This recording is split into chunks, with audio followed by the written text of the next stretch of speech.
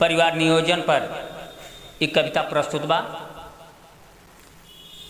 एक ध्यान से सुनल जाओ।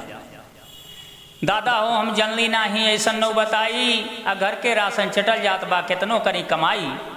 मुँह भैल टूटहा बोतल श्याम ओम सब झूल गए, लैका भैले एके दर्जन हमरो कूदल सब भूल गए। सोचनी ढेर लैका रही तक केहू नहीं आँख दिखाई, दादा हो हम जनली नाही ऐसा नौ बताई, दादा हो हम जनली नाही ऐसा नौ बताई। कि कुर गैल मेहररुओ अब उठल बैठल ना जाला, बिचौपुर में हेल जाई ऊ हमरा इहे बुझाला। का करी कहवा जाई अब कैसे होई दवाई, दादा हो हम जनली नाही ऐसा नौ बताई, दादा हो हम जनली नाही ऐसा नौ बताई। लैका कितना हट्ठा कट्ठा बाणे। पेट भैल नदकोला ऐसा लागल धूरा माटी, टंगरी देखा बकुला के अट्टी टीरी के छाती। देख दशा लैकन के सोची बाप ना है कसाई, दादा हो हम जनली नाही ऐसा नौ बताई, दादा हो हम जनली नाही ऐसा नौ बताई।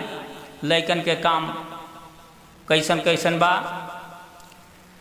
एक दिन मुलरा गैल मदरसा चोरी चोरी हमरी, सुखला के ऊ चोरा के रोटी खा गईल ऊ सगरी।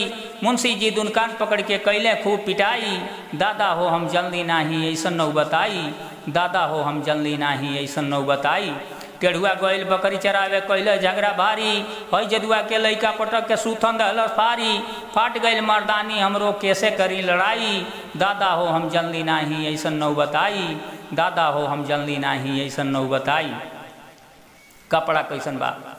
एगो के बंडी फाटल एगो के जंघिया जामा, परसंगे आयल रहले छोटका लड़का के मामा। वो कहत रहले कि सरऊ तू कैला अधिकाई, दादा हो हम जनली नाही ऐसा नौ बताई, दादा हो हम जनली नाही ऐसा नौ बताई। अक्सर देखल गइल बा कि काम जब खराब हो जाला तो सबे समझावेला, लेकिन काम खराब भइले कि पहिले केहू समझावेला नाही। तो लड़का के मामा का कहतने, कम संतान सुखी किसान पर दहला ना ध्यान, रह गई तू निपट गंवारे अब हो खा परेशान।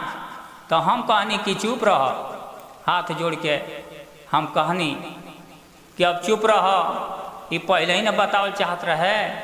तो हम कहनी कि चुप रह हमरी मौगी के भाई, दादा हो हम जनली नाही ऐसा नौ बताई, दादा हो हम जनली नाही ऐसा नौ बताई। भैया हो, अगर